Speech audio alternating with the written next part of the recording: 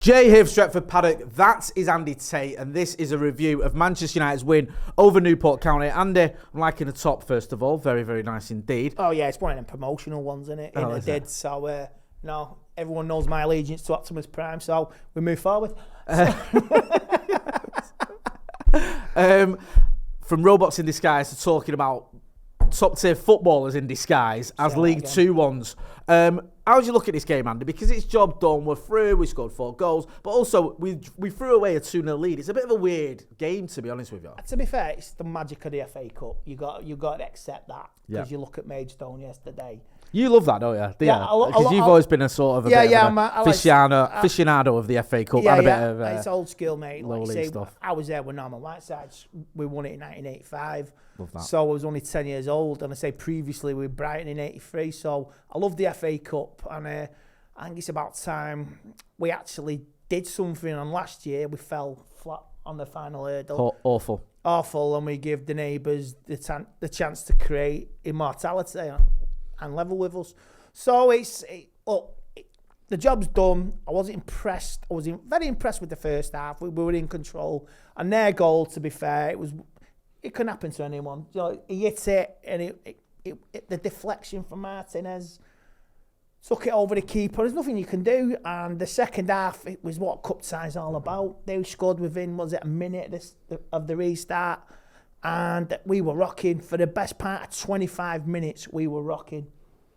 So, and like I say, United had to assert themselves, calm it down, and we got the job done in the end. And played saw the game out with Luke Shaw, Anthony getting on the end of the third one, and Hoyland getting the fourth, helps his confidence and that. But just what the FA Cup is. But I'm just very relieved. But like you say, it could have been a real big banana skin. That. Can you sort of learn anything from these games, or is it because you're playing a team that's not just in League Two but right near the bottom of League Two? You take nothing for granted with this team. But can you see anything where you go, okay, that's showed me that, or that tells me that, or is it just a case of you're not suddenly going to think, oh, that player is great because he's put in a performance? Is it just a case of, look, job done, we move on? The job done, we move on, because we know our next opponents is either Bristol City or Nottingham Forest. And I know who I'd rather be playing, and it's not Nottingham Forest. Yeah. You know what I mean? I'd rather go to Bristol City. So it's a distraction now. It's put to bed. We'll find out who we get in due course. But it's just the mentality of these players. Sometimes it was cruise control. It's making decisions as well, like when to pass, when to score, when to shoot. Let's say Garnacho went through on goal. He had every right to pass, and he had every right to shoot. Bruno moaning at him. Oh, was this the one where he hit the bar? Yeah, he hit the bar as well, and he didn't set up. Well, Bruno did the same thing. You could have passed and you had a shot as well. So it's about making a pass at the right time and keeping the flow going. I thought Casemiro was very quiet. I'm glad he's back. Martinez as well coming back. Yeah, great to Kobe's see. Goal, brilliant. Loved it. And I'm glad for the lad, and it can only help his confidence. And then we go on to the next round. I mean, we were never... I was slightly concerned for 25 minutes, I'll say that, because it's what the FA Cup is, and they had a chance to and fizzed. For the keeper, he had a decent game. Yeah, it's obviously his debut as well. What do you make of this? Because we saw a little bit of... arguing, if you can call it that, with Hoyland and Garnacho. I think Hoyland was getting frustrated with Garnacho. Where do you stand on that? Do you think he does deserve better service, Hoyland, or do you think he's just got to sort of stomach it? He deserves better service. Yeah. You're supposed to work as a team. There's a time to shoot, there's a time to pass, and there's a time to stand up and be counted. And we've got some big matches coming up. Yeah. Coming soon. We've got even a Manchester derby's been moved to a Sunday at 3:30. So that's one for the future. And we've got Wolves, we've got West Ham. We've got Aston Villa on the horizon. I think Fulham in between that as well. Yeah, Fulham's not far away as well. So we've got 4 big games to try, in and around us, the teams, to try and claw back some points on the European places. So I don't want to see any excuses now. Like you say, it's 1 game a week. And you've got Wolves, like I say, I watched them today as well. Wow, that was a ding-dong, boing, boing. West Brom Wolves game got postponed for a bit, didn't it? It kicked. It's old school 80s scrapping. Do you know what? I hope the people are okay and all that and all, but it was a shocker. But I tell you what, it brightened up the Sunday afternoon. watching it because it's sod all on a Sunday on TV. It's been a proper cup weekend, hasn't it? A bit scrapping. There's been crowd trouble. Giant killing. There's been skid marks, banana skins. Skid marks, bloody hell. You've been going through my laundry basket. But no, I think it's been a proper FA Cup weekend, and I'm just glad we're still in it. You got to be in it to win it, as they say in the game shows.